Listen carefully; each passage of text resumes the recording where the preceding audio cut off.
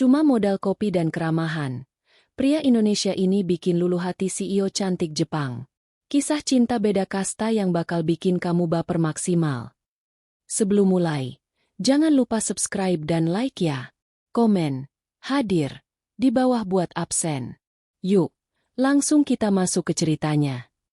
Bunyi lonceng pintu otomatis berirama standar, tiring-tiring, menggema di seluruh penjuru minimarket yang terletak di sudut distrik bisnis Marunouchi, Tokyo. Bagi kebanyakan orang, bunyi itu hanyalah kebisingan latar belakang. Tapi bagi Raffi, itu adalah sinyal untuk mengubah mode dirinya. Irashaimase. Sapa Raffi dengan suara bariton yang hangat. Berbeda dengan rekan kerja Jepangnya yang menyapa dengan nada robotik dan cepat. Sapaan Raffi memiliki jeda dan intonasi yang tulus. Ia menatap mata pelanggan sekilas, tersenyum, lalu sedikit mengangguk. Itu adalah sentuhan kecil keramahan khas Indonesia yang ia bawa ke negeri Sakura ini. Pukul 7.45 pagi. Waktunya. Raffi tidak perlu melihat ke arah pintu untuk tahu siapa yang datang. Aroma samar cherry blossom yang elegan namun tidak menyengat sudah memberitahunya. Seorang wanita muda melangkah masuk. Ia mengenakan setelan kerja berwarna krem yang potongannya begitu pas di tubuh, membungkus posturnya yang tegak namun anggun. Rambut hitamnya digelung rapi, menyisakan beberapa helai yang jatuh membingkai wajah tirusnya. Namanya Miyako, setidaknya itu nama yang tertulis di kartu poin digital yang selalu ia pindai. Miyako tidak langsung menuju rak roti atau majalah. Ia berjalan lurus ke arah kasir. Selamat pagi, Miyako-san. Sapa Raffi dalam bahasa Jepang yang fasih, meski aksen asingnya masih sedikit terdengar. Tangannya sudah bergerak ke mesin kopi bahkan sebelum wanita itu memesan. Kopi hitam dingin, less ice, seperti biasa. Mata Miyako yang biasanya tampak lelah di pagi hari sedikit berbinar. Kau selalu ingat, Raffi-san. Ya, tolong. Saat Raffi menyiapkan gelas, ia memperhatikan detail kecil. Bahu Miyako terlihat lebih tegang dari biasanya. Lingkaran hitam samar tertutup concealer di bawah matanya. Lembur lagi? Tanya Raffi pelan sambil menutup lid gelas plastik itu. Ia menempelkan stiker kecil bergambar beruang yang ia gambar sendiri dengan spidol ditutupnya. Kebiasaan iseng Raffi untuk pelanggan favoritnya. Miyako tertegun melihat gambar beruang kecil itu. Senyum tipis, sangat tipis, namun nyata, muncul di bibirnya. Sesuatu seperti itu. Terima kasih, Raffi-san. Senyummu di pagi hari lebih ampuh daripada kafein ini. Kalau begitu, kopi ini gratis saja. Bayar senyumnya saja. Canda Raffi. Miyako tertawa kecil. Suara yang renyah namun tertahan. Seolah ia jarang menggunakannya. Jangan. Nanti gajimu dipotong. Sampai besok, Raffi. Wanita itu membungkuk sedikit. Lalu berbalik pergi. Raffi menatap punggungnya yang menjauh, menghilang di balik pintu otomatis dan lebur ke dalam lautan manusia berjas hitam di luar sana. Ada desiran halus di dada Raffi setiap kali wanita itu pergi. Ia hanyalah penjaga toko paruh waktu yang sedang mengejar gelar master. Dan wanita itu jelas wanita karir yang sukses. Tapi selama 5 menit setiap pagi, di antara aroma kopi dan bunyi mesin kasir, Raffi merasa dunia mereka bersinggungan. Di sisi lain pintu kaca itu, Miyako menghela napas panjang. Begitu ia melangkah keluar dari minimarket, topeng itu kembali terpasang. Wajahnya kembali datar. Tatapannya tajam dan dingin. Ia berjalan cepat menuju gedung pencakar langit yang menjulang hanya 2 blok dari sana, Menara Miyako Corp. Tapi ia tidak langsung masuk ke lobi. Ia berhenti sejenak di taman kecil dekat gedung, menyesap kopi buatan Raffi. Baginya, minimarket itu adalah tempat suaka. Bukan karena barang-barangnya, tapi karena suasananya. Di kantornya, di ruang rapat direksi, atau bahkan di rumah keluarganya yang megah, semua orang memperlakukannya sebagai simbol. Mereka membungkuk karena takut, memujinya karena butuh sesuatu, atau meremehkannya di belakang punggung karena usianya yang masih muda dan gendernya. Hanya Raffi yang melihatnya sebagai Miyako. Pria Indonesia itu tidak tahu siapa dia. Raffi tidak tahu bahwa wanita yang membeli kopi 300 yen ini baru saja menandatangani akuisisi perusahaan senilai 50 miliar yen kemarin malam. Raffi tidak tahu bahwa baju kerja yang dipakainya seharga gaji Raffi selama 6 bulan. Bagi Raffi, dia hanyalah wanita kantoran biasa yang lelah. Dan itulah yang dicintai Miyako. Siang itu, di sela-sela jadwal rapat yang mencekik, Miyako menyelinap keluar. Ia beralasan ingin mencari udara segar, menolak tawaran sekretarisnya untuk membelikan makan siang. Kakinya otomatis melangkah kembali ke minimarket itu. Toko sedang sepi. Jam makan siang sudah lewat. Raffi sedang merapikan rak majalah. "Miyako-san? Bolos kerja?" goda Raffi saat melihat wanita itu masuk. Miyako tersenyum. Kali ini lebih lepas. Ia mengambil onigiri tuna mayo, lalu berdiri di dekat konter, enggan buru-buru pergi. "Bosku sangat galak. Aku butuh tempat sembunyi sebentar." "Wah, bos macam apa itu? Kalau aku jadi bosmu, aku akan memberimu libur sehari penuh," kata Raffi sambil memindai onigiri tersebut. "Kenapa?" "Karena kau terlihat seperti orang yang memikul beban dunia di pundaknya," jawab Raffi tulus. Tatapannya tidak menggurui, hanya penuh empati. Di Indonesia, kami punya istilah, santai. Kadang, kau perlu meluruskan kaki dan melupakan dunia sebentar. Miyako terdiam. Jantungnya berdegup aneh. Bukan karena romansa picisan, tapi karena rasa dimengerti. Tidak ada dewan direksi yang bertanya apakah dia lelah. Mereka hanya bertanya tentang profit marin. "Ajari aku," bisik Miyako. "Ajari aku cara santai." Raffi tertawa. Matanya menyipit jenaka. Pelajaran pertama. Makan onigiri ini tanpa memikirkan email yang belum dibalas. "Duduklah di bangku itu. Aku akan buatkan teh hangat." "On the house." Miyako menurut. Ia duduk di bangku tinggi menghadap jendela, memakan nasi kepal seharga 150 yen itu seolah itu adalah hidangan Michelin star terlezat yang pernah ia rasakan. Seminggu kemudian, langit Tokyo marah. Hujan musim panas turun mendadak dengan intensitas yang mengerikan. Guerrilla rainstorm. Orang-orang berlarian mencari tempat berteduh. Pukul 10 malam, Raffi baru saja menyelesaikan shiftnya dan berganti pakaian ke jaket kasual. Saat ia hendak keluar dari pintu belakang, ia melihat sosok familiar berdiri mematung di depan pintu masuk utama toko. Miyako berdiri di sana, memeluk tas kerjanya. Wajahnya pucat. Ia menatap tirai air yang jatuh dari langit dengan putus asa. Sopir pribadinya sedang sakit hari ini, dan ia bersikeras pulang sendiri naik kereta untuk merasakan kehidupan normal, keputusan yang kini ia sesali. Taksi mustahil didapat dalam cuaca begini. "Miyako-san." Miyako menoleh, terkejut. "Raffi-san, kau sudah selesai?" "Iya." "Kau tidak bawa payung?" Miyako menggeleng lemah. "Aku ceroboh. Ramalan cuaca bilang cerah." Raffi melihat keluar, lalu melihat payung vinil transparan di tangannya. Itu satu-satunya payung yang ia miliki. Payung murah seharga 500 yen. Ia menatap Miyako yang mengenakan sepatu hak tinggi dan setelan mahal yang pasti akan rusak jika terkena air. Tanpa ragu, Raffi menyodorkan payung itu. "Pakailah." "Tapi kau bagaimana?" tolak Miyako. "Stasiun kereta dekat kok. Aku bisa lari." Bohong Raffi. Jarak ke stasiun setidaknya 10 menit jalan kaki. Dan lari dalam hujan deras ini sama saja dengan mandi berpakaian lengkap. "Tidak, Raffi-san. Itu payungmu. Aku akan menunggu reda." "Hujan ini tidak akan reda sampai pagi, Miyako-san. Dan kau terlihat kedinginan." Raffi menarik tangan Miyako pelan, meletakkan gagang payung di telapak tangan wanita itu. Tangan Raffi terasa hangat dan kasar, kontras dengan tangan Miyako yang dingin dan halus. "Tapi, anggap saja ini layanan purna jual dari minimarket kami." Raffi tersenyum lebar.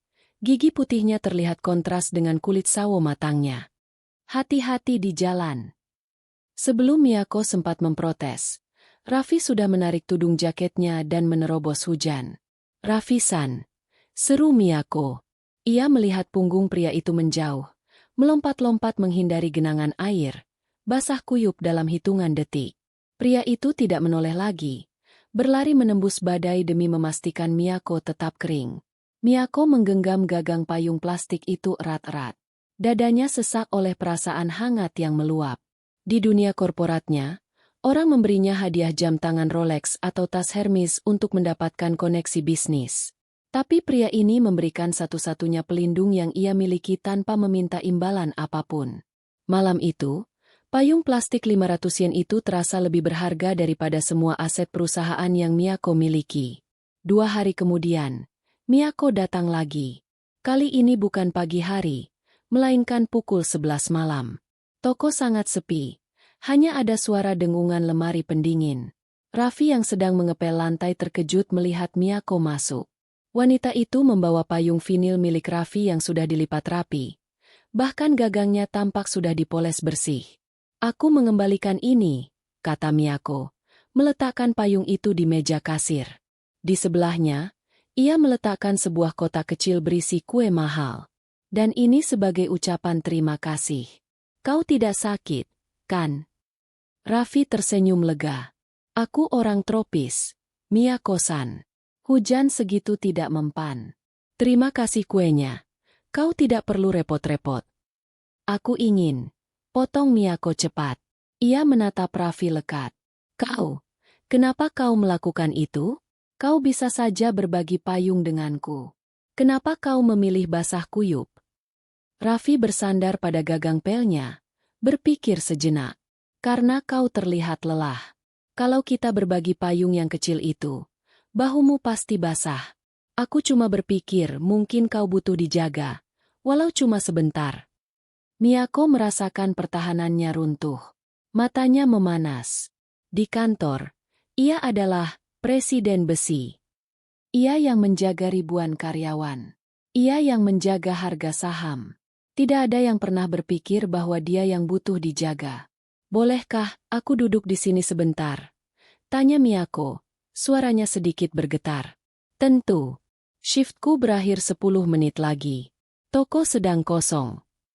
Malam itu, untuk pertama kalinya, percakapan mereka tidak sekadar basa-basi. Raffi bercerita tentang kampung halamannya di Bandung, tentang ibunya yang memiliki warung nasi kecil, dan mimpinya untuk menabung gaji di Jepang demi membuka kafe sendiri. "Aku ingin punya tempat di mana orang datang bukan cuma untuk beli kopi, tapi untuk merasa pulang," kata Raffi, matanya menerawang. "Seperti, bagaimana ya? Di Indonesia kami menyebutnya kekeluargaan." Miyako menopang dagu, menatap profil wajah Raffi. "Kau pasti bisa melakukannya. Kau punya bakat membuat orang merasa nyaman, Raffi." "Dan kau?" tanya Raffi balik. "Apa mimpimu, Miyako-san? Selain menjadi wanita karir super sibuk." Pertanyaan itu menghantam Miyako. Apa mimpinya? Ia mewarisi perusahaan ayahnya. Ia menjalankan kewajiban. Ia lupa ia punya mimpi sendiri. "Aku." Miyako ragu. Ia ingin berkata jujur. Ia ingin memberitahu Raffi bahwa ia suka melukis, bahwa ia benci angka, bahwa ia lelah menjadi CEO. Namun, saat ia melihat kepolosan di mata Raffi, ia takut. Jika Raffi tahu siapa dia, seorang konglomerat yang kekayaannya bisa membeli seluruh distrik ini, apakah Raffi akan tetap menatapnya seperti ini? Ataukah tatapan itu akan berubah menjadi takut, hormat, atau malah oportunis? "Aku ingin hidup bebas," jawab Miyako akhirnya, ambigu. Seperti saat makan onigiri waktu itu. Raffi tersenyum lembut. Tangannya secara impulsif terulur, seolah ingin menepuk tangan Miyako di atas meja, namun ia menahannya di udara dan menariknya kembali. Ia sadar batas. "Kalau begitu, datanglah ke sini kapan saja. Di sini, kau bebas." Kalimat sederhana itu membuat jantung Miyako berdegup kencang. Ada ketertarikan yang nyata di udara, sebuah benang merah yang mulai terjalin di antara tumpukan majalah dan aroma kopi instan. Pagi itu tampak seperti pagi-pagi lainnya. Namun takdir memiliki rencana lain untuk menghancurkan ilusi manis yang dibangun Miyako. Pukul 8 pagi. Minimarket sedang ramai. Raffi sibuk di kasir, melayani antrean panjang pegawai kantoran yang membeli sarapan. Miyako ada di sana, berdiri di dekat rak kopi, menunggu gilirannya untuk menyapa Raffi. Miyako baru saja akan melangkah maju ketika suara ban berdecit terdengar dari luar. Bukan satu mobil, tapi iring-iringan. 3 mobil sedan hitam mewah berhenti tepat di depan pintu masuk minimarket, memblokir trotoar. Pintu kaca otomatis terbuka. 4 pria berjas hitam dengan postur tegap dan earpiece di telinga masuk dengan langkah militer. Suasana toko mendadak hening. Para pelanggan lain menyingkir ketakutan, mengira ini adalah penggerebekan Yakuza atau polisi. Raffi terdiam, tangannya memegang pemindai harga. Matanya waspada. Salah satu pria itu, seorang pria tua berambut putih yang tampak cemas, memindai ruangan dengan matanya sampai tatapannya mendarat pada Miyako yang berdiri mematung di dekat rak kopi. Pria tua itu bergegas mendekat, diikuti 3 pengawal lainnya. Tepat di depan Miyako, di tengah lorong sempit antara rak keripik dan minuman, mereka membungkuk 90 derajat secara serentak. "Presiden Miyako," seru pria tua itu. Suaranya menggema di toko yang sunyi. "Maafkan kelancangan kami menjemput Anda di sini. Rapat darurat Dewan Direksi dimajukan 30 menit lagi. Para pemegang saham dari Amerika sudah menunggu di ruang konferensi. Situasinya kritis." Dunia seakan berhenti berputar bagi Raffi. "Presiden?" Raffi menatap wanita yang ia kenal sebagai Miyako yang suka kopi dingin. Wanita yang makan onigiri dengan lahap. Wanita yang meminjam payung plastiknya. Miyako tampak memucat.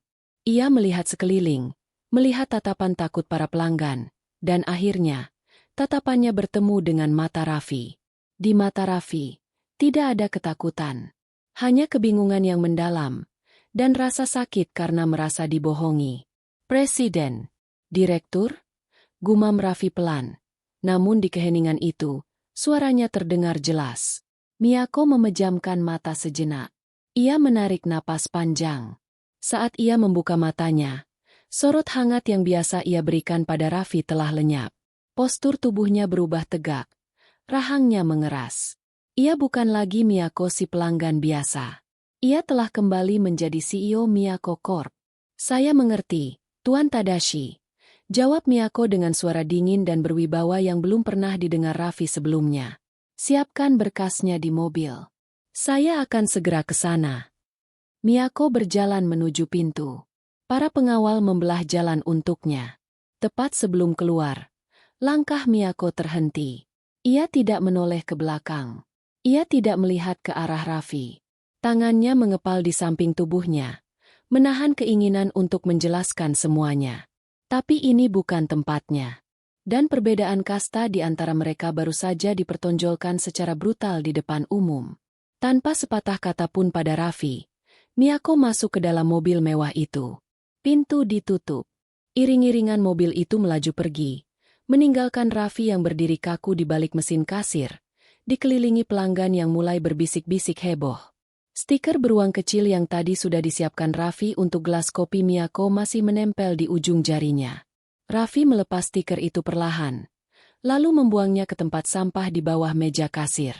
Jurang pemisah itu ternyata bukan sekadar selat antar negara, tapi galaksi yang berbeda. 3 hari berlalu sejak kejadian itu. 3 hari di mana kopi di mesin pemanas minimarket terasa lebih pahit dari biasanya bagi Raffi. Dari balik jendela kaca toko tempatnya bekerja, Raffi kini bisa melihat gedung itu dengan perspektif baru. Menara Miyako Corporation. Sebuah pencakar langit berlapis kaca biru metalik yang menjulang angkuh di seberang persimpangan besar, seolah menusuk langit Tokyo. Selama ini Raffi mengabaikannya, menganggapnya hanya bagian dari latar belakang kota metropolitan. Kini, gedung itu tampak seperti tembok raksasa yang memisahkan dunianya dengan dunia Miyako. Raffi mengecek ponselnya saat jam istirahat. Ia sempat mencari nama Miyako di internet. Hasilnya membuatnya nyaris tersedak roti isinya. Miyako Arai, pewaris tunggal Arai Group, lulusan Ivy League di Amerika. Usianya baru 26 tahun, namun sudah memegang kendali atas ribuan karyawan. Majalah bisnis menyebutnya putri es dari Marunouchi, karena gaya negosiasinya yang dingin dan efisien. Raffi menatap pantulan dirinya di cermin toilet staff yang retak di sudut.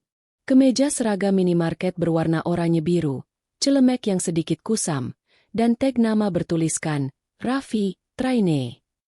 Apa yang kau pikirkan, Raff? Gumamnya pada diri sendiri, menertawakan kebodohannya. Dia CEO. Kau penjaga kasir yang menghitung recehan yen. Selama 3 hari itu, Miyako tidak datang. Setiap kali pintu otomatis berbunyi tiring-tiring di jam 7.45 pagi, jantung Raffi melonjak penuh harap, namun segera jatuh kembali saat yang masuk hanyalah Salariman Parubaya yang mencari minuman energi. Raffi merasa kehilangan. Bukan hanya kehilangan sosok wanita cantik yang disukainya, tapi kehilangan kepercayaan dirinya. Ia merasa semua interaksi mereka selama ini, tawa tentang onigiri, obrolan tentang hujan, senyuman di pagi hari, hanyalah sandiwara. Bagi Miyako, mungkin Raffi hanyalah eksperimen sosial. Sebuah hiburan eksotis dari kelas bawah untuk melepas penat. Rasa minder itu pelan-pelan berubah menjadi benteng pertahanan diri. Raffi memutuskan untuk membunuh perasaannya sebelum perasaan itu membunuhnya. Ia kembali menjadi mesin. Irashaimase, tanpa jiwa. Senyum standar operasional prosedur. Tidak ada lagi stiker beruang di tutup gelas kopi. Hingga pagi keempat tiba. Pintu terbuka. Aroma cherry blossom itu menyeruak masuk, mengalahkan bau pembersih lantai. Miyako masuk. Ia mengenakan setelan abu-abu gelap yang tampak jauh lebih mahal dari sebelumnya. Dan kali ini, ia tidak sendirian. 2 orang pria berbadan tegap berdiri menunggu di luar pintu kaca, mengawasi ke dalam. Miyako berjalan ke kasir. Wajahnya lelah. Matanya mencari mata Raffi dengan putus asa. Pagi, sapa Miyako pelan. Suaranya terdengar rapuh. Raffi tidak menatap matanya. Ia menatap layar kasir. Jari-jarinya bergerak cepat memasukkan pesanan kopi tanpa bertanya. Selamat datang. 1 kopi hitam dingin. 300 yen, kata Raffi datar. Nada suaranya sopan, sangat sopan, menggunakan sonkeigo, bahasa hormat tingkat tinggi, yang menciptakan jarak ribuan kilometer. Miyako tersentak. Raffi-san, apakah Anda membutuhkan struk, Shacho-sama, Ibu Presiden Direktur? Tanya Raffi, masih tidak menatapnya. Panggilan itu terdengar seperti tamparan bagi Miyako. Keheningan menyelimuti meja kasir. Pelanggan lain di belakang Miyako mulai berdeham tidak sabar. Tapi Miyako tidak bergerak. Tolong jangan panggil aku begitu, bisik Miyako. Suaranya bergetar menahan emosi. Itu adalah gelar Anda. Saya hanya staf toko yang harus menghormati pelanggan VIP, jawab Raffi dingin. Ia meletakkan gelas kopi di meja, mendorongnya sedikit terlalu keras hingga isinya nyaris tumpah. Silakan. Miyako menatap gelas kopi itu. Tidak ada stiker beruang. Tidak ada senyuman hangat. Hanya transaksi bisnis. Ia mengambil kopi itu, meletakkan uang koin di nampan, dan berbisik. Aku akan menunggu sampai shift MU selesai jam 3 sore. Kita perlu bicara. Saya sibuk, Shacho. Aku akan menunggu di taman depan. Kalau kau tidak datang, aku akan berdiri di sana sampai malam. Tidak peduli ada rapat atau tidak. Ancam Miyako dengan nada keras kepala yang baru kali ini didengar Raffi. Miyako berbalik dan pergi. Jam 3 sore. Raffi keluar dari pintu belakang dengan perasaan campur aduk. Logikanya menyuruhnya pulang, tidur, dan melupakan wanita itu. Tapi hatinya mengkhianati logikanya. Kakinya melangkah menuju taman kecil di seberang jalan. Miyako ada di sana. Duduk di bangku taman. Masih dengan setelan kerjanya yang rapi, namun ia terlihat kecil di bawah bayang-bayang gedung pencakar langit miliknya sendiri. Pengawal-pengawalnya berdiri jauh di ujung taman, memberinya privasi. Saat melihat Raffi datang, Miyako berdiri. Ekspresi angkuhnya hilang seketika. Maafkan aku, kata Miyako langsung. Maaf karena tidak memberitahumu siapa aku sebenarnya. Raffi menghela napas. Memasukkan kedua tangannya ke saku jaket. Kenapa harus minta maaf? Kau orang kaya. Aku orang biasa. Wajar kalau kau tidak merasa perlu menjelaskan statusmu pada penjaga toko. Bukan begitu, potong Miyako cepat. Matanya berkaca-kaca. Aku tidak memberitahumu karena aku takut kau akan berubah.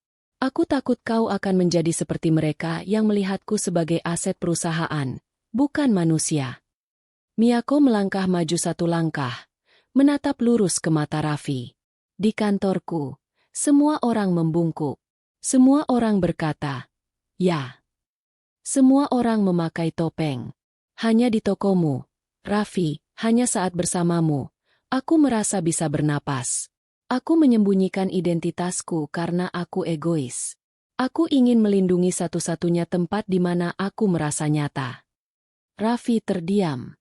Kemarahan dan rasa mindernya perlahan surut melihat ketulusan di mata wanita itu.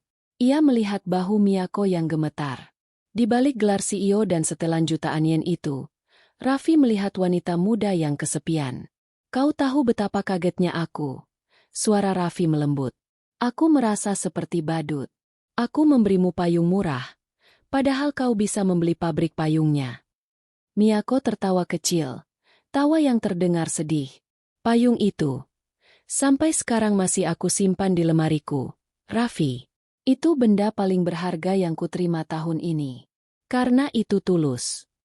Raffi menatap gedung tinggi di belakang Miyako, lalu kembali menatap wanita itu. Dunia kita berbeda, Miyako-san. Langit dan bumi. Aku tidak peduli, kata Miyako tegas. Aku mau kau tetap menjadi Raffi yang dulu. Raffi yang memarahiku kalau aku lupa makan. Raffi yang menggambar beruang jelek di gelas kopiku. Bisakah? Raffi menahan senyum mendengar, beruang jelek. Itu beruang artistik. Tolong, pinta Miyako. Jangan bangun tembok di antara kita. Raffi menghela napas panjang, lalu menggaruk belakang kepalanya yang tidak gatal. Ia kalah. Baiklah, tapi ada syaratnya. Apa saja? Kau harus mentraktirku makan malam. Tapi bukan di restoran mewahmu. Di tempat pilihanku. Malam itu, Miyako belajar definisi baru tentang makan malam. Tempat pilihan Raffi adalah sebuah kedai ramen sempit di bawah rel kereta di daerah Shimbashi. Tempat itu penuh asap, berisik, dan dipenuhi salariman yang sedang mabuk atau makan dengan suara slurp yang keras. Lantainya licin karena minyak, dan menunya ditempel di dinding dengan kertas yang sudah menguning. Miyako berdiri di pintu masuk. Tampak sangat salah tempat. Pakaian mahalnya berkilau kontras dengan dinding kedai yang berminyak. Beberapa pria menoleh. Terpesona sekaligus heran melihat wanita sekelas Miyako ada di tempat kumuh seperti ini. Masih mau mundur? Tantang Raffi sambil tersenyum jahil. Miyako mengangkat dagunya. Siapa takut? Mereka duduk di konter sempit. Raffi memesan 2 mangkuk tonkotsu ramen porsi besar dengan ekstra bawang putih. Saat mangkuk besar itu datang, uap panas mengepul ke wajah Miyako. Ia memegang sumpit dengan elegan. Ragu-ragu melihat kuah kental berminyak itu. Jangan dimakan seperti French dining, tegur Raffi. Di sini, aturannya cuma satu, harus bunyi. Kalau tidak bunyi slurp, kokinya tersinggung. Benarkah? Miyako ragu. Sejak kecil, etiket makan adalah hal mutlak baginya. Bunyi saat makan adalah dosa besar di meja makan keluarga Arai. Lihat aku. Raffi menyedot mienya dengan suara keras. Slurp. Ah, enak. Ayo coba. Miyako melirik kiri kanan. Semua orang makan dengan suara berisik dan tampak bahagia. Ia mengikat rambut panjangnya ke belakang, menyingsingkan lengan blazernya, lalu mencoba meniru Raffi. Slurp. Pelan sekali. Kurang bertenaga. Sekali lagi. Semangati Raffi. Miyako mencoba lagi. Kali ini lebih keras. Kuah ramen sedikit menciprat ke pipinya. Ia kaget, lalu tertawa. Raffi menyodorkan tisu, tapi alih-alih mengambilnya, Miyako menyeka pipinya dengan punggung tangan, gerakan yang sangat tidak putri. Rasanya enak sekali. Mata Miyako berbinar setelah menelan suapan pertama. Rasa gurih kaldu babi dan bawang putih meledak di lidahnya. Rasa yang kasar, Namun jujur, jauh berbeda dari makanan hambar nan cantik yang biasa ia makan di pertemuan bisnis. Iya kan? Makanan enak itu tidak perlu mahal, kata Raffi, menatap Miyako yang kini makan dengan lahap. Di tengah hiruk-pikuk kedai ramen itu, mereka mengobrol. Kali ini tanpa topeng. Raffi bertanya tentang masa kecil Miyako yang ternyata penuh tekanan akademik. Miyako bertanya tentang Indonesia, tentang keluarga Raffi, tentang kenapa Raffi nekat ke Jepang. Aku ingin membuktikan kalau aku bisa sukses dengan caraku sendiri, kata Raffi. Di Indonesia, kadang orang menilai dari koneksi orang tua. Aku pikir di Jepang akan murni meritokrasi. Ternyata, di sini pun ada hierarki yang lebih gila ya. Miyako tersenyum pahit, meletakkan sumpitnya. Ya, aku contohnya. Orang berpikir aku sukses karena pintar. Padahal separuh direksi membenciku hanya karena aku mewarisi kursi ayahku. Mereka menunggu aku gagal. Kalau begitu, jangan gagal, jawab Raffi enteng. Atau kalau kau gagal, datang saja ke minimarket. Aku traktir onigiri lagi. Miyako menatap Raffi lama. Di bawah lampu neon kedai ramen yang berkedip-kedip, di antara suara kereta yang bergemuruh di atas kepala, Miyako merasakan sesuatu yang belum pernah ia rasakan sebelumnya. Rasa aman. Terima kasih, Raffi. Ucapnya tulus. Sama-sama, Shacho. Miyako. Koreksinya. Panggil aku Miyako. Oke, Miyako. Hubungan mereka kembali cair. Namun realitas pekerjaan Miyako semakin mencekik. 2 minggu kemudian, berita buruk menghantam Miyako Corp. Sebuah proyek besar mengalami kebocoran data. Media massa menyerang habis-habisan. Saham anjlok 5% dalam sehari. Di ruang rapat direksi yang dingin, Miyako duduk di ujung meja panjang. Selusin pria tua menatapnya dengan sorot menyalahkan. Ini akibat kepemimpinan yang terlalu lunak, Presiden. Sindir Direktur Yamamoto, orang yang paling ambisius menggulingkan Miyako. Anda terlalu muda. Anda tidak mengerti cara menangani krisis dengan tangan besi. Saya sedang menyelidikinya, Yamamoto-san, jawab Miyako tegas. Meski tangannya di bawah meja meremas roknya hingga putih. Kita akan melakukan transparansi publik. Transparansi? Potong Yamamoto sambil tertawa meremehkan. Itu naif. Kita harus menutupinya. Kalau ayah Anda masih memimpin, ini tidak akan terjadi. Rapat berakhir dengan kekacauan. Miyako merasa dikeroyok. Ia merasa kecil, bodoh, dan tidak mampu. Pukul 11 malam. Hujan gerimis turun membasahi Tokyo. Raffi sedang bersiap menutup toko. Ia kini mengambil shift malam karena bayarannya lebih tinggi. Toko sudah dikunci. Lampu separuh dipadamkan. Saat ia hendak mematikan mesin kopi, ia mendengar ketukan pelan di pintu kaca. Raffi menoleh. Di luar, berdiri sosok yang basah kuyup. Bukan karena hujan deras. Tapi karena ia berdiri di sana cukup lama membiarkan gerimis meresap ke pakaiannya. Miyako. Rambutnya berantakan. Matanya kosong. Tidak ada pengawal. Tidak ada mobil mewah. Ia berjalan kaki entah dari mana. Raffi bergegas membuka kunci pintu. Miyako. Apa yang kau lakukan? Kau basah kuyup. Miyako melangkah masuk. Tubuhnya menggigil hebat. Ia tidak menjawab. Ia hanya menatap Raffi, seolah memastikan bahwa pria itu nyata. Raffi. Suaranya serak, nyaris hilang. Aku tidak tahu harus kemana lagi. Raffi tidak banyak bertanya. Insting, merawatnya mengambil alih. Ia segera menarik Miyako masuk, mengunci pintu kembali, dan mengambil handuk bersih dari rak barang dagangan. Masa bodoh dengan membelinya nanti. Duduk di sini. Raffi mendudukkan Miyako di kursi plastik di dekat mesin penghangat oden.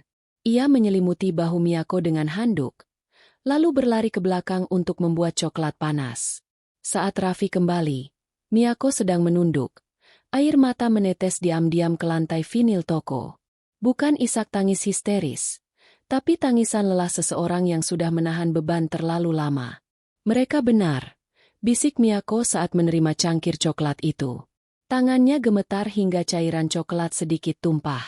Aku tidak pantas memimpin. Aku lemah. Aku cuma anak perempuan yang beruntung lahir kaya. Raffi berlutut di hadapan Miyako, mensejajarkan tingginya. Ia memberanikan diri memegang tangan Miyako yang dingin.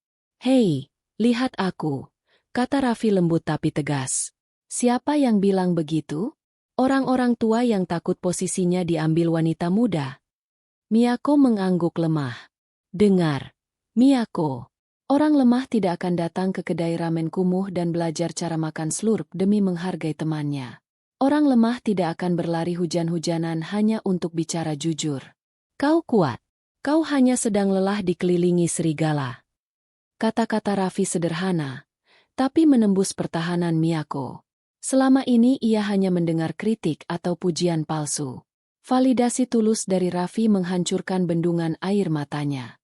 Miyako menangis terseduh-seduh. Malam itu, di dalam minimarket yang sepi, sang CEO menangis di bahu penjaga toko. Raffi membiarkannya, menepuk punggungnya pelan seperti menenangkan anak kecil, membiarkan noda maskara mahal mengotori seragam minimarketnya.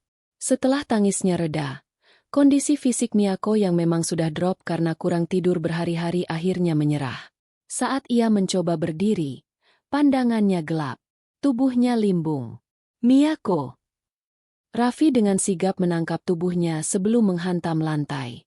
Tubuh Miyako panas tinggi. "Demam. Astaga, kau demam," gumam Raffi panik. Ia tidak mungkin membawa Miyako ke rumah sakit sendirian tanpa menimbulkan skandal. Bayangkan judul beritanya. CEO Miyako Corp pingsan bersama pegawai toko. Ia juga tidak tahu nomor pengawalnya. Raffi memapah Miyako ke ruang istirahat staf di belakang, gudang. Ruangan itu sempit, penuh kardus stok mie instan dan minuman. Tapi ada satu sofa kecil usang tempat karyawan tidur siang. Raffi membaringkan Miyako di sana, melonggarkan kerah kemejanya agar ia bisa bernapas, dan menempelkan kompres dingin instan dari toko di dahinya. 1 jam berlalu. Raffi duduk di lantai di samping sofa, menjaga Miyako sambil membaca buku pelajaran kuliahnya, sesekali mengecek suhu tubuh wanita itu. Miyako mulai bergerak gelisah. Matanya perlahan terbuka. Langit-langit yang ia lihat bukan lampu kristal kamarnya, tapi lampu neon gudang yang berdengung. Aroma kardus dan deterjen tercium. "Raffi!" Panggilnya lemah. "Aku di sini." Raffi menutup bukunya. "Kau pingsan. Jangan bangun dulu." Miyako menoleh, melihat Raffi duduk di lantai, wajahnya penuh kekhawatiran. Pemandangan itu, pria sederhana yang menjaganya di ruang sempit ini, terasa lebih mewah daripada suite hotel bintang 5 manapun. "Kenapa kau begitu baik padaku?" tanya Miyako serak. "Aku menyusahkanmu. Aku membawa drama ke hidupmu yang tenang." Raffi terdiam sejenak, menatap mata Miyako yang sayu. "Sudah terlambat untuk mundur sekarang. Karena aku tidak bisa melihatmu sakit," jawab Raffi jujur. "Setiap kali kau tidak datang pagi hari, hariku rasanya ada yang kurang. Setiap kali kau terlihat sedih, aku ingin melakukan sesuatu." Miyako tertegun. Jantungnya berdegup kencang, bukan karena demam. "Raffi." Miyako mengulurkan tangannya, menyentuh pipi Raffi. "Aku kembali ke toko ini setiap hari bukan karena kopinya. Kopimu enak, tapi aku bisa beli kopi di mana saja." Napas Raffi tercekat. "Aku kembali karena aku ingin melihatmu," lanjut Miyako. Air mata kembali menggenang di sudut matanya. "Aku jatuh cinta pada keramahanmu. Pada caramu melihat dunia. Pada caramu melihatku sebagai manusia, bukan sebagai CEO." Pengakuan itu menggantung di udara gudang yang sempit. Raffi memegang tangan Miyako yang ada di pipinya. Logikanya berteriak, "Ini gila. Ini CEO perusahaan raksasa. Kau orang asing, penjaga toko, mahasiswa pas-pasan." Tapi hatinya berteriak lebih keras. "Aku juga," bisik Raffi. Suaranya bergetar. "Sejak pertama kau masuk dan tersenyum padaku, aku sudah jatuh. Aku tahu ini tidak masuk akal. Aku tahu kita berbeda dunia. Tapi aku tidak bisa membohongi perasaanku." Miyako tersenyum, Senyum paling tulus dan paling manis yang pernah Raffi lihat. Ia menarik leher Raffi pelan mendekat. Persetan dengan dunia, bisik Miyako. Di ruang gudang yang sempit, di antara tumpukan kardus mie instan dan bau pembersih lantai, bibir mereka bertemu. Ciuman itu terasa asin karena air mata, dan panas karena demam, tapi penuh dengan rasa putus asa dan harapan. Itu adalah awal dari kebahagiaan mereka, sekaligus awal dari badai besar yang akan segera datang menghantam mereka berdua. Karena di luar dinding gudang itu, realitas kejam tentang perbedaan kasta dan intrik korporat sedang menunggu untuk memisahkan mereka. Hubungan mereka berkembang di area abu-abu, antara bayang-bayang gedung pencakar langit dan lampu neon apartemen murah Raffi. Sebulan telah berlalu sejak malam di gudang itu. Miyako dan Raffi menjalani rutinitas baru yang berbahaya namun memabukkan. Miyako akan meminta sopirnya menurunkannya di stasiun terdekat, lalu menyelinap ke apartemen 1K, satu kamar plus dapur kecil, milik Raffi di pinggiran Tokyo dengan mengenakan topi bisbol dan masker, menyamar sebagai warga biasa. Di dalam kotak beton seluas 20 meter persegi itu, CEO Miyako Corp melepas baju zirahnya. Baunya enak sekali, gumam Miyako. Duduk bersila di atas futon Raffi sambil memakai kaos oblong oversize milik pria itu yang bertuliskan, "Damn, I love Indonesia." Raffi sedang sibuk di dapur sempit, mengaduk wajan. Ini namanya nasi goreng kampung. Resep rahasia ibuku. Bumbunya terasi, udang fermentasi. Baunya tajam, tapi rasanya juara. Miyako tertawa. Tawa yang jarang ia keluarkan di kantor. Di sini, tidak ada pelayan yang menuangkan anggur. Tidak ada garpu perak. Hanya mereka berdua, sepiring nasi goreng pedas, dan kerupuk. Pedas, desis Miyako. Wajahnya memerah setelah suapan pertama. Buru-buru menenggak air putih. Hati-hati, Shacho. Itu level 3. Masih ada level 10. Goda Raffi sambil menyeka keringat di dahi Miyako dengan tisu. Momen-momen seperti inilah yang menjadi oksigen bagi Miyako. Saat Raffi menceritakan lelucon garing, atau saat Raffi memijat bahunya yang kaku karena seharian menatap laporan keuangan. Raffi memperkenalkan konsep "nrimo", menerima apa yang terjadi dengan lapang dada, namun tetap berusaha. Filosofi yang asing bagi Miyako yang dididik untuk selalu menaklukkan dan mengontrol segalanya. "Raffi," panggil Miyako suatu malam, saat mereka duduk di balkon sempit memandang langit Tokyo yang jingga. Aku takut." "Aku Miyako pelan." Ia menyandarkan kepalanya di bahu Raffi. Semua ini terasa terlalu indah. Rasanya seperti mimpi sebelum alarm berbunyi. Raffi merangkul bahu Miyako, mengeratkan pelukannya. "Kalau ini mimpi, jangan bangun dulu. Kita nikmati saja kopinya selagi hangat." Namun, Raffi juga merasakan ketakutan yang sama. Setiap kali Miyako pamit pulang dijemput mobil hitam di ujung jalan gelap, Raffi merasa wanita itu kembali ke planet lain. Dan ia tahu, rahasia di kota sepadat Tokyo tidak akan bertahan selamanya. Alarm itu akhirnya berbunyi, dan suaranya memekakan telinga. Itu terjadi pada hari Selasa pagi. Raffi sedang menata rak majalah di minimarket ketika ia melihat wajah yang sangat ia kenal terpampang di sampul tabloid mingguan Shukan Bunshun, majalah gosip paling mematikan di Jepang. Judul utamanya dicetak dengan huruf kuning besar dan provokatif. "Skandal Sang Putri S. CEO Miyako Arai tertangkap basah keluar dari apartemen kumuh pria asing." Jantung Raffi berhenti berdetak. Fotonya buram, diambil dari jarak jauh dengan lensa telefoto. Tapi jelas sekali itu Miyako. Ia sedang keluar dari gedung apartemen Raffi pagi-pagi buta, mengenakan topi, tapi tas Hermes di tangannya tidak bisa membohongi siapapun. Foto lain memperlihatkan Raffi, mengenakan celana pendek dan kaos santai, mengantar Miyako sampai ke ujung gang. Narasi artikelnya brutal. Mereka menggambarkan Raffi sebagai pekerja paruh waktu misterius dari Asia Tenggara, dan berspekulasi bahwa Raffi adalah host gigolo murah atau Miyako sedang mengalami gangguan mental karena tekanan kerja hingga mencari pelarian pada pria kelas bawah. "Hei, Raffi," panggil manajer toko dengan suara dingin. Raffi menoleh. Manajernya memegang tabloid yang sama. Wajahnya tidak ramah. Di luar toko, Beberapa orang dengan kamera mulai berkumpul, mengintip ke dalam kaca seperti hiena melihat bangkai. "Apa ini kau?" tanya manajer itu, menunjuk foto pria di majalah. Raffi menelan ludah, tenggorokannya kering. "Itu ceritanya panjang, Pak." Ponsel Raffi bergetar tanpa henti di saku celananya. Puluhan pesan masuk dari teman-temannya, dan satu pesan singkat dari Miyako. "Jangan bicara pada siapapun. Jangan keluar. Maafkan aku." Dunia Raffi runtuh dalam hitungan jam. Di internet, komentar netizen Jepang sangat kejam. "Dia pasti mengincar uang Arai Group. Miyako-san selera rendah sekali. Orang asing ini harus dideportasi. Dia merusak moral." Raffi bersembunyi di gudang toko, tubuhnya gemetar. Ia bukan takut pada wartawan. Ia takut pada kenyataan bahwa ia baru saja menjadi noda hitam dalam hidup sempurna Miyako.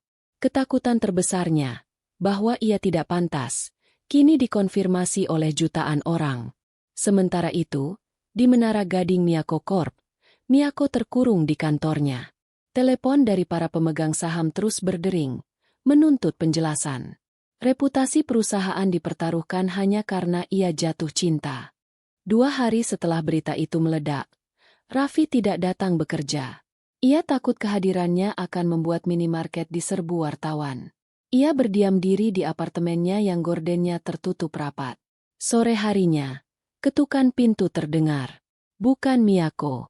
2 pria berjas hitam berdiri di sana. Mereka bukan wartawan. Aura mereka jauh lebih berbahaya. "Tuan Raffi Pratama?" tanya salah satu pria itu. "Ketua Dewan ingin bertemu dengan Anda." "Ketua Dewan?" "Ayah Miyako. Suchiro Arai." Raffi dibawa menggunakan mobil sedan kedap suara ke sebuah restoran ryotei tradisional yang sangat tertutup di kawasan Akasaka. Suasananya hening dan mencekam. Di sebuah ruangan bertatami, seorang pria tua dengan kimono formal duduk menunggu. Wajahnya mirip Miyako, tapi matanya keras seperti batu karang. Raffi duduk bersimpuh, seiza, di hadapannya, menahan rasa sakit di kakinya yang tidak terbiasa. "Saya tidak akan berbasa-basi," kata Soichiro Arai sambil menuangkan teh. Suaranya tenang namun tajam. "Berapa?" Raffi mengangkat wajahnya. Bingung. "Maaf." Soichiro meletakkan sebuah amplop tebal di atas meja. "Berapa harga yang kau minta untuk menghilang dari hidup putriku?" "Di situ ada 10 juta yen, sekitar 1 miliar rupiah. Cukup untukmu pulang ke Indonesia, membuka usaha, dan hidup nyaman." Darah Raffi mendidih. Rasa terhinanya menusuk sampai ke ulu hati. Ia dianggap pelacur yang bisa dibeli. "Saya tidak butuh uang Anda, Tuan," jawab Raffi. Suaranya bergetar menahan marah tapi tetap sopan. "Jangan naif, nak." Soichiro menyesap tehnya. "Dunia kalian berbeda. Miyako adalah pewaris kekaisaran bisnis. Kau hanya kerikil di sepatunya." Artikel itu sudah membuat saham kami turun 2%. "Kehadiranmu adalah racun bagi masa depannya." "Saya mencintai putri Anda, bukan uangnya," tegas Raffi. Soichiro tertawa kecil, tawa yang meremehkan. "Cinta? Cinta tidak bisa membayar gaji 5.000 karyawan. Cinta tidak bisa menyelamatkan harga diri keluarga Arai yang kau coreng." Pria tua itu menatap Raffi dengan tatapan mematikan. "Kalau kau tidak mau uang, baiklah. Tapi ingat ini, aku punya kuasa untuk mencabut visamu. Aku bisa memastikan tidak ada satupun perusahaan di Jepang yang mau mempekerjakanmu. Aku bisa menghancurkan masa depanmu dalam 1 kali telepon." Ancaman itu nyata. Raffi tahu ia tidak punya kekuatan apa-apa melawan raksasa ini. "Pikirkan baik-baik." Soichiro berdiri, menandakan pertemuan berakhir. "Kalau kau benar-benar mencintainya, kau akan sadar bahwa meninggalkannya adalah satu-satunya cara untuk menyelamatkannya." Raffi keluar dari restoran itu dengan langkah gontai. Amplop uang itu ia tinggalkan di meja, tak tersentuh. Tapi kata-kata Soichiro menempel di kepalanya seperti parasit. "Kehadiranmu adalah racun." Keesokan harinya, mimpi buruk Raffi menjadi kenyataan. Saat ia tiba di minimarket, Mencoba memberanikan diri bekerja. Manajer toko sudah menunggunya di pintu dengan wajah pucat dan menyesal. "Maafkan aku, Raffi-kun," kata manajer itu. Tidak berani menatap mata Raffi. "Kantor pusat menelepon. Mereka memintaku memberhentikanmu." "Karena berita itu?" tanya Raffi pelan. "Mereka bilang kehadiranmu mengganggu ketertiban umum toko dan citra brand. Banyak pelanggan yang komplain, atau setidaknya ada orang-orang yang menelepon pusat dan berpura-pura komplain." Manajer itu meremas bahu Raffi. "Aku tahu kau anak baik, tapi aku tidak bisa melawan pusat." Raffi mengangguk. Ia mengerti. Tangan-tangan kekuasaan Soichiro Arai sudah bekerja. Raffi membersihkan lokernya. Seragam oranye biru yang ia banggakan kini terasa seperti kain bekas. Ia berjalan keluar dari pintu belakang, membawa kardus kecil berisi barang-barangnya. Hujan turun lagi, seolah semesta mendukung kesedihannya. Ponselnya berdering. Nama, Miyako, muncul di layar. Raffi menatap layar itu lama. Tangannya ingin sekali menggeser tombol hijau. Ia ingin mendengar suara Miyako, ingin mengadu, ingin dipeluk. Tapi bayangan wajah ayah Miyako dan artikel tabloid itu menghantuinya. "Aku cuma kerikil. Aku cuma racun." Jika ia terus bersama Miyako, Miyako akan kehilangan segalanya. Jabatan, hormat, keluarga. Raffi hanyalah pria lulusan S1 yang sedang berjuang S2, penjaga toko, orang asing. Apa yang bisa ia tawarkan pada seorang ratu? Nasi goreng? Payung plastik? Itu tidak cukup. Cinta saja tidak cukup. Dengan hati hancur, Raffi menekan tombol merah. Reject. Lalu, ia mematikan ponselnya. Malam itu adalah titik terendah dalam hidup Raffi di Jepang. Ia duduk di lantai apartemennya yang gelap, dikelilingi kesunyian. Ia merasa kecil, tidak berharga, dan gagal. Ia memutuskan untuk menyerah.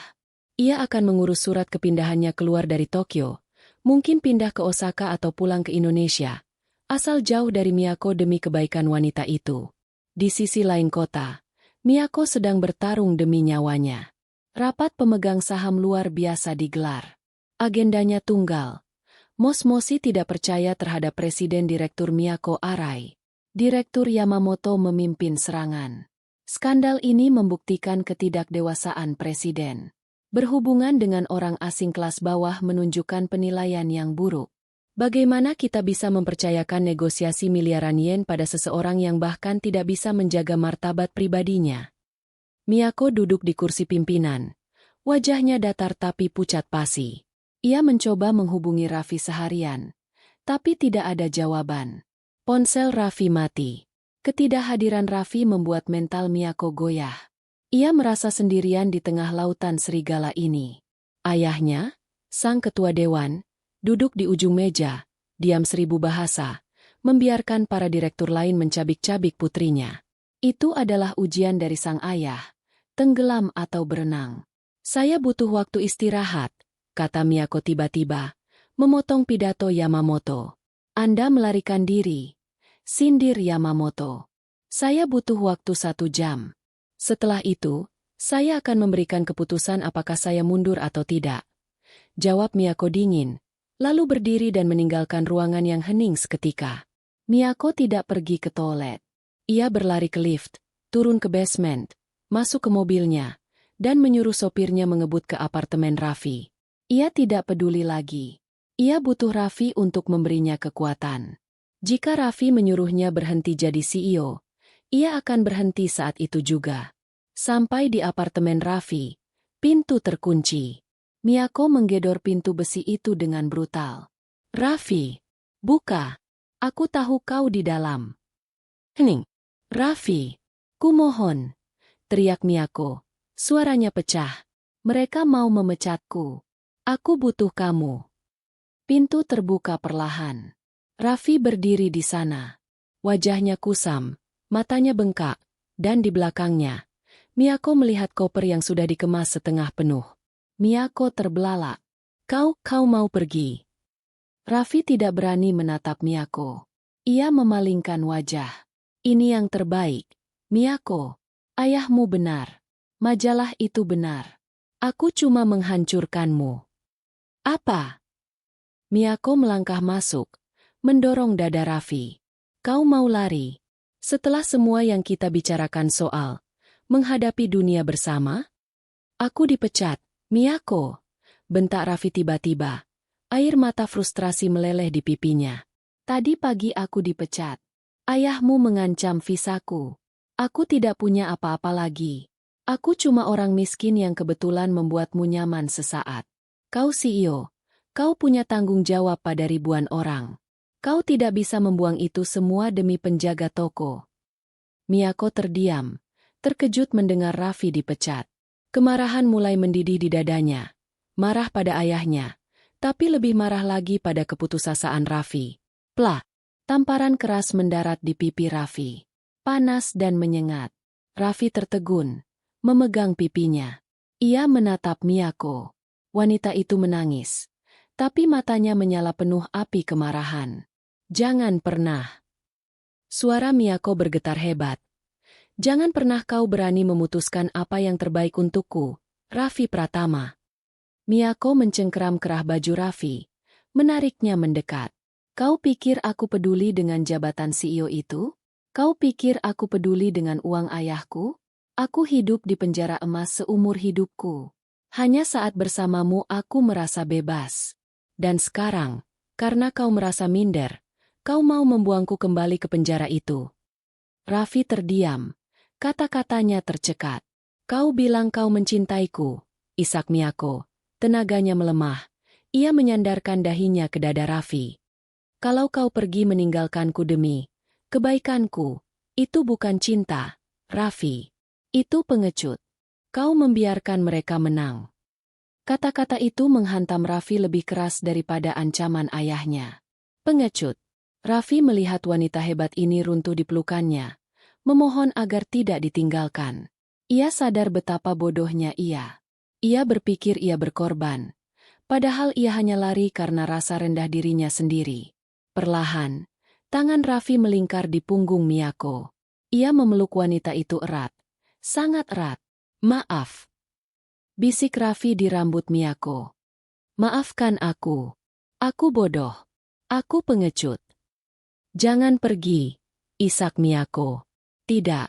Suara Raffi mengeras. Kali ini dengan tekad baru. Ia menatap koper yang setengah terbuka itu, lalu menendangnya hingga tertutup. Aku tidak akan pergi kemana-mana. Biar visaku dicabut, biar aku diusir, aku tidak akan meninggalkanmu lagi. Raffi menangkup wajah Miyako, menghapus air matanya. Sekarang, hapus air matamu. Kau punya rapat direksi yang harus dimenangkan, Shacho. Miyako mendongak, menatap mata Raffi yang kembali bersinar dengan keberanian yang dulu membuatnya jatuh cinta. Tapi aku sendirian di sana, kata Miyako. Tidak, Raffi menggeleng. Aku ikut denganmu. Apa? Aku tidak punya pekerjaan lagi, kan? Jadi aku punya banyak waktu luang. Raffi tersenyum miring, senyum nekat khasnya kembali. Bawa aku ke sana. Biar orang tua kolot itu melihat siapa, orang asing kelas bawah, yang sebenarnya. Kau gila. Miyako tertawa di sela tangisnya. Mereka akan memakanmu hidup-hidup. Biar saja. Aku orang Indonesia.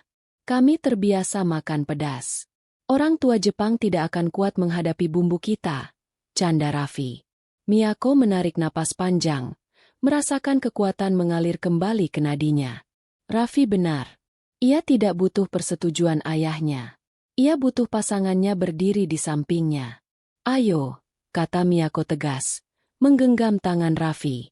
Kita buat kekacauan di ruang rapat. Raffi menyambar jaket batiknya, satu-satunya pakaian formal yang ia punya, dan mereka berdua berlari keluar dari apartemen sempit itu, menembus hujan, menuju medan perang yang sesungguhnya. Lift eksekutif meluncur naik menuju lantai 50 menara Miyako Corp dalam keheningan yang mencekam. Angka digital di panel lift berganti dengan cepat. Seirama dengan detak jantung Raffi yang memburu. Raffi mematut dirinya di pantulan dinding logam lift. Ia mengenakan kemeja batik lengan panjang motif megamendung berwarna biru tua, Pakaian terbaik yang ia miliki, yang biasanya hanya ia pakai untuk acara kondangan atau hari raya di KBRI. Di sampingnya, Miyako berdiri tegak. Mata wanita itu masih sembab sisa tangisan di apartemen Raffi. Namun sorot matanya telah berubah. Tajam, fokus, dan berbahaya. "Kau siap?" tanya Miyako tanpa menoleh. Matanya lurus ke pintu lift. Raffi menarik napas panjang, lalu menghembuskannya perlahan. "Sejujurnya, aku merasa seperti kambing yang mau masuk ke kandang macan. Tapi selama macan betinanya ada di pihakku, kurasa aku aman." Sudut bibir Miyako terangkat sedikit. "Ingat strategi kita. Jangan bicara soal angka. Jangan bicara soal saham. Bicaralah sebagai manusia." "Siap, Shachou." Ting. Pintu lift terbuka. Lorong panjang menuju ruang rapat dilapisi karpet tebal yang meredam langkah kaki. Sekretaris eksekutif yang menunggu di depan pintu ganda terbelalak kaget melihat Miyako datang bersama seorang pria asing berbaju batik, bukan pengawal. "Presiden, rapat sudah dimulai 10 menit yang lalu."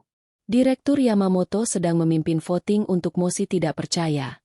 Bisik sekretaris itu panik. "Buka pintunya," perintah Miyako datar. Sekretaris itu ragu sejenak, melirik Raffi dengan tatapan aneh, namun aura dominan Miyako memaksanya patuh. Ia mendorong pintu kayu jati yang berat itu. Di dalam, suasana riuh rendah seketika mati. 20 pasang mata tertuju pada pintu.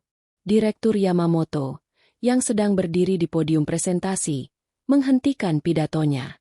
Di ujung meja, Soichiro Arai, ketua dewan, hanya mengangkat alisnya sedikit, wajahnya tak terbaca. Miyako melangkah masuk dengan dagu terangkat. Bunyi hak sepatunya menggema tegas, memecah keheningan. Raffi berjalan satu langkah di belakangnya, berusaha terlihat tenang meski lututnya lemas. Ia bisa merasakan tatapan merendahkan dari para pria tua berjas mahal itu. Tatapan yang berkata, "Siapa, sampah, yang dibawa Tuan Putri ini? Maaf terlambat." Suara Miyako jernih dan dingin, menggema di ruangan luas itu. "Saya harus menjemput penasihat pribadi saya." "Penasihat?" Yamamoto mendengus. Matanya meneliti penampilan Raffi dari atas ke bawah dengan jijik. "Presiden Arai, ini rapat dewan direksi, bukan pasar malam. Kenapa Anda membawa orang ini masuk? Apakah ini pria dari skandal memalukan itu?" Gumam-gumam setuju terdengar dari sekeliling meja. Suasana memanas. Raffi merasakan keringat dingin mengalir di punggungnya. Ini bukan levelnya. Ini tempat di mana nasib ribuan orang diputuskan. Dan dia hanyalah mantan kasir minimarket. Tapi kemudian, ia merasakan tangan Miyako menyenggol lengannya pelan. "Ped." Raffi teringat kata-kata Miyako di mobil tadi. Mereka pintar berhitung, tapi mereka buta soal manusia. "Jadilah mataku." Raffi menegakkan punggungnya. Ia tersenyum. Senyum ramah yang sama yang ia berikan pada ribuan pelanggan selama bertahun-tahun. "Selamat siang, tuan-tuan yang terhormat." Sapa Raffi dalam bahasa Jepang yang sopan. "Maafkan pakaian saya yang mencolok. Di budaya saya, batik adalah pakaian kehormatan untuk menghargai tuan rumah." Yamamoto terdiam sejenak. Tidak menyangka pria itu bisa bicara sopan. "Kami tidak butuh basa-basi budaya. Keluar." "Tunggu."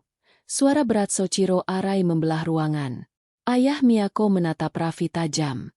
"Biarkan dia berdiri di sana. Aku ingin melihat seberapa besar nyali yang dimiliki pria yang membuat putriku mempertaruhkan jabatannya."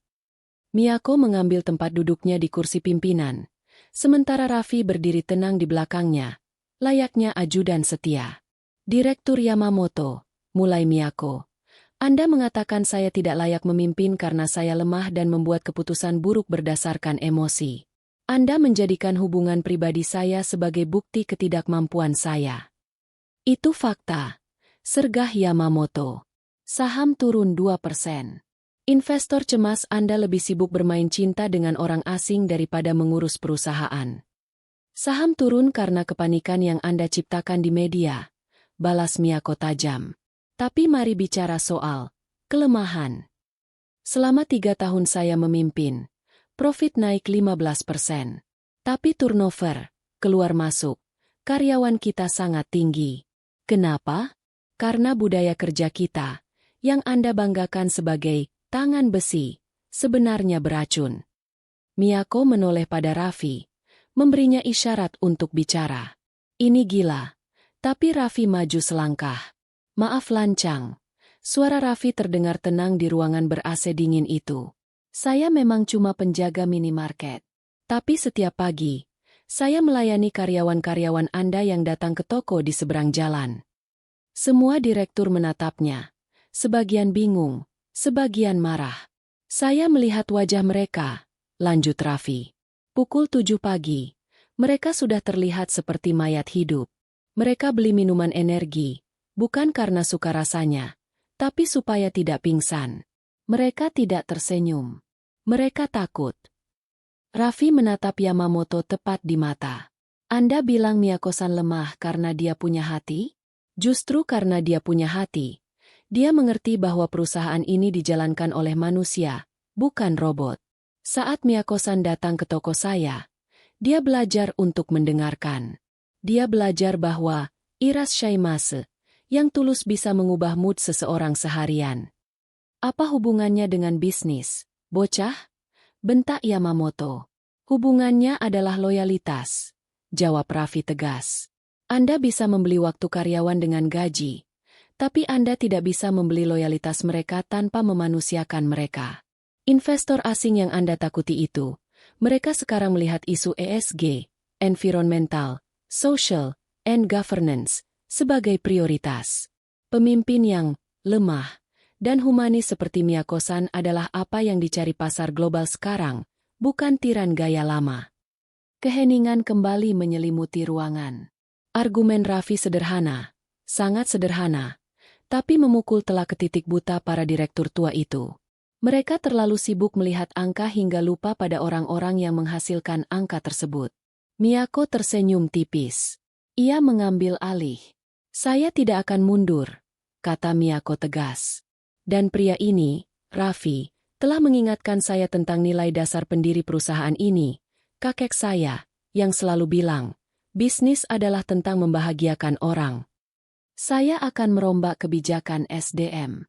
Dan saya tidak akan menyembunyikan hubungan saya. Jika kalian tidak suka kejujuran saya, silakan ajukan mosi. Tapi ingat, investor milenial di luar sana lebih suka CEO yang autentik daripada CEO yang munafik. Miyako menatap ayahnya. Bagaimana, ketua? Soichiro Arai menatap putrinya. Lalu beralih ke Raffi. Ada kilatan aneh di matanya. Bukan kemarahan, tapi rasa hormat yang enggan diakui. Mosi ditolak, kata Soichiro datar sambil menutup berkasnya. Beri dia waktu 6 bulan untuk membuktikan teori humanisnya. Rapat selesai. Yamamoto menggebrak meja dan keluar dengan wajah merah padam. Ruangan perlahan kosong. Miyako merosot di kursinya. Kakinya lemas saking leganya. Raffi memegang bahu Miyako. Kau hebat, Shacho. Kita hebat, koreksi Miyako. Menggenggam tangan Raffi yang ada di bahunya. Kemenangan di ruang rapat bukan berarti perang sudah usai. Bos terakhir masih menunggu. Soichiro Arai tidak langsung pulang. Ia menunggu di ruang kerjanya yang luas di lantai paling atas. Miyako dan Raffi dipanggil menghadap. Suasana di ruang kerja Soichiro jauh lebih intim tapi lebih mencekam daripada ruang rapat. Asap cerutu mengepul di udara. Kau punya lidah yang tajam untuk ukuran penjaga toko, kata Soichiro pada Raffi, tanpa memintanya duduk. Terima kasih, Pak. Itu modal utama pedagang, jawab Raffi diplomatis. Soichiro mendengus. Ia berjalan mendekati jendela, memandang kota Tokyo di bawah sana. Aku membatalkan pemecatanmu bukan karena pidatomu yang menyentuh hati itu. Aku melakukannya karena aku tidak mau putriku terlihat menyedihkan mengejar pria yang lari darinya. Raffi terdiam. Ia tahu ia salah karena sempat menyerah. Dengar, nak. Soichiro berbalik. Kau bilang kau cinta putriku. Tapi cinta butuh biaya. Kau pria dewasa. Kau tidak mungkin berniat hidup menumpang pada kekayaan istri, kan? Ayah, protes Miyako. Raffi mengangkat tangan, Menahan Miyako. Bapak benar. Saya tidak punya niat sepeser pun menyentuh uang Miyako. Saya punya harga diri. Harga diri tidak bisa dimakan, potong Soichiro. Kau kehilangan pekerjaanmu. Visamu tinggal hitungan bulan. Apa rencanamu? Menjadi bapak rumah tangga. Raffi menatap mata tua yang mengintimidasi itu. Di balik kekasarannya, Raffi tahu Soichiro hanya seorang ayah yang khawatir putrinya mendapatkan pria benalu. Saya akan memulai bisnis, kata Raffi mantap. Ide ini sudah lama ada di kepalanya, tapi ketakutan selalu menahannya. Sekarang, ia tidak punya pilihan selain berani. Bisnis apa? Toko kelontong. Kopi, jawab Raffi. Bukan kopi instan minimarket. Saya punya koneksi langsung ke petani kopi di Indonesia. Gayo, Toraja, Kintamani. Saya akan membawa budaya kopi Indonesia yang autentik ke Tokyo. Pasar Jepang jenuh dengan kopi rantai Amerika. Mereka butuh sesuatu yang baru, yang punya cerita. Dan saya pandai bercerita. Miyako menatap Raffi dengan kagum. Ia tahu Raffi punya mimpi itu. Tapi ia tidak menyangka Raffi akan mengatakannya dengan keyakinan sebesar ini di depan ayahnya. Soichiro menatap Raffi lama, mencari keraguan di matanya. Tidak ada. Baik, kata Soichiro. Aku suka ambisi. Tapi omong kosong itu murah. Buktikan. Pria tua itu mengambil sebuah kartu nama dari laci mejanya dan melemparkannya ke arah Raffi. Raffi menangkapnya. Itu kartu nama pemilik sebuah gedung tua di pinggiran Shibuya yang kurang strategis. Itu properti lamaku yang kosong. Sewanya mahal. Kondisinya buruk. Kalau kau bisa mengubah tempat rongsokan itu menjadi bisnis yang profit dalam 1 tahun, aku akan mempertimbangkan untuk memberi restu padamu. Tapi ingat, kau bayar sewa penuh. Tidak ada diskon. Calon menantu. Sepakat, jawab Raffi cepat, tanpa ragu. Dan satu lagi, tambah Soichiro dengan senyum licik. Selama 1 tahun ini, Miyako tidak boleh memberimu uang sepeser pun. Jika aku tahu Miyako membantumu secara finansial, kesepakatan batal. Saya tidak butuh uang Miyako. Raffi membungkuk hormat. Saya hanya butuh doanya. 1 tahun itu adalah tahun terberat dalam hidup Raffi dan Miyako. Raffi menggunakan seluruh tabungannya dan uang pesangon, yang ternyata cair berkat desakan Miyako, untuk merenovasi ruko tua itu. Ia bekerja 18 jam sehari. Mengecat dinding sendiri, merakit meja dari kayu bekas, dan melobi pemasok biji kopi dari Indonesia agar mau mengirim dengan sistem konsinyasi. Ia menamai kedainya teras. Filosofinya sederhana, tempat di mana orang bisa duduk santai seperti di teras rumah sendiri. Miyako juga berjuang dengan perangnya sendiri. Ia merombak manajemen Miyako Corp. Ia menghapus budaya lembur wajib, membuat ruang istirahat yang layak, dan sering turun ke lapangan untuk bicara dengan staf level bawah. Awalnya banyak penolakan, tapi ketika produktivitas meningkat karena karyawan lebih bahagia, para pengkritiknya bungkam. Hubungan mereka berubah bentuk. Tidak ada lagi kencan mewah. Kencan mereka adalah Miyako datang ke teras, yang penuh debu renovasi di malam hari, membawa kotak bekal, lalu membantu Raffi mengamplas kursi kayu sambil mendiskusikan strategi pemasaran. Kau yakin warna hijau ini cocok? Tanya Miyako suatu malam. Wajah cantiknya belepotan cat tembok. Cocok. Ini warna alam. Orang Tokyo butuh lihat yang hijau-hijau. Jawab Raffi sambil mengaduk semen. Ada momen-momen di mana Raffi hampir menyerah. Musim dingin tiba, dan pemanas ruangan di kedai rusak. Pelanggan di bulan pertama sangat sepi. Raffi harus berdiri di depan stasiun membagikan brosur di tengah salju. Tangannya beku, disewoti orang yang lewat. Tapi setiap kali ia pulang ke apartemen kecilnya, ada pesan dari Miyako. Aku bangga padamu. Jangan lupa makan. Atau kadang, Miyako menyelinap datang hanya untuk memeluknya selama 5 menit sebelum lari ke rapat lain. Dukungan emosional itu lebih berharga dari modal uang. Titik balik terjadi di bulan keempat. Seorang food vlogger terkenal tidak sengaja mampir karena terjebak hujan. Ia memesan kopi susu gula aren dan pisang goreng. Besoknya, video itu viral. Rasa yang belum pernah ada di Tokyo. Manisnya gula aren yang misterius dan kehangatan pemiliknya yang luar biasa. Antrean mulai mengular. Raffi merekrut 2 mahasiswa Indonesia part-time untuk membantunya. Teras menjadi fenomena kecil.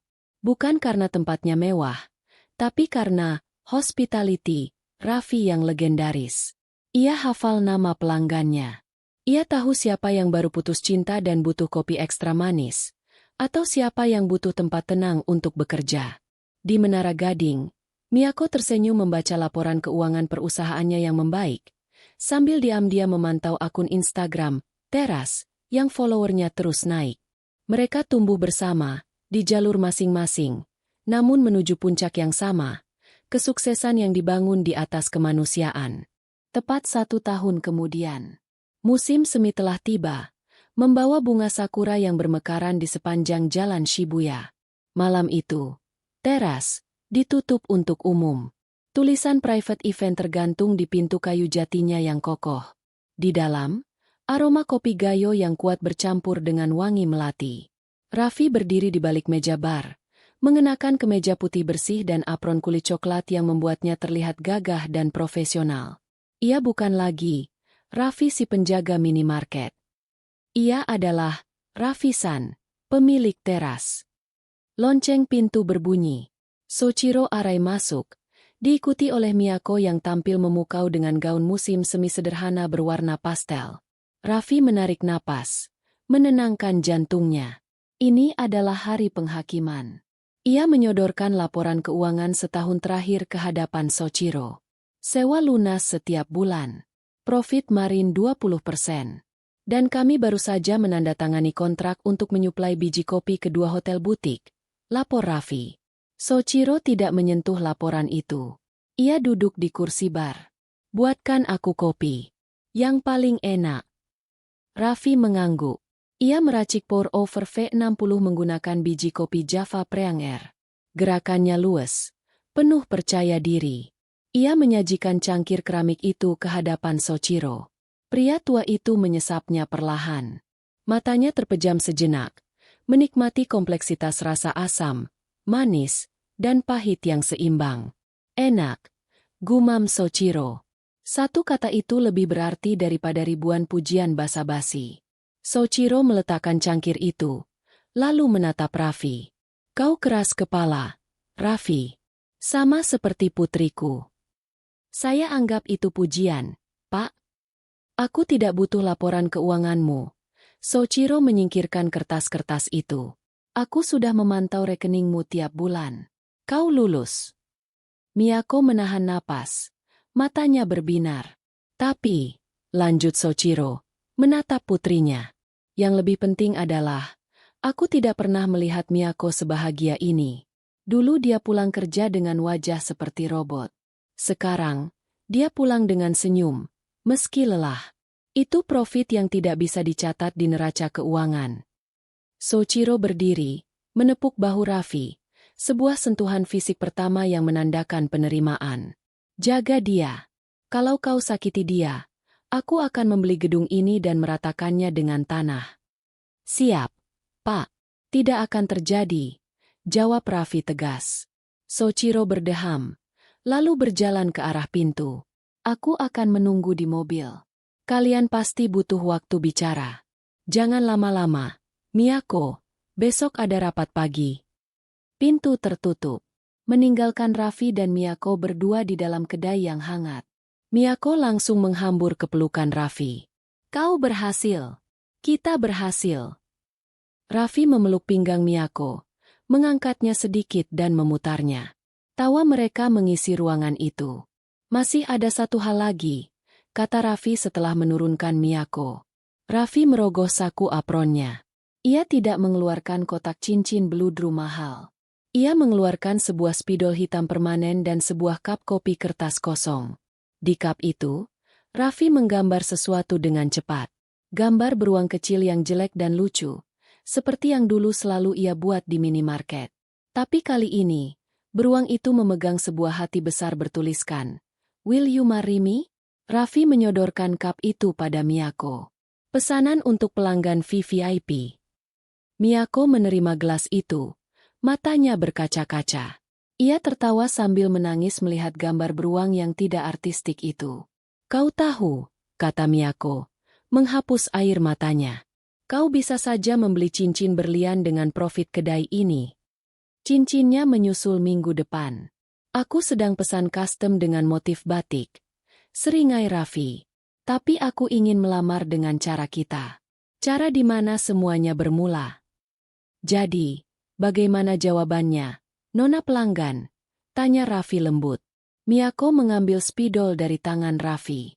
Di bawah gambar beruang itu, ia menulis jawaban singkat dalam bahasa Indonesia yang sudah susah payah ia pelajari.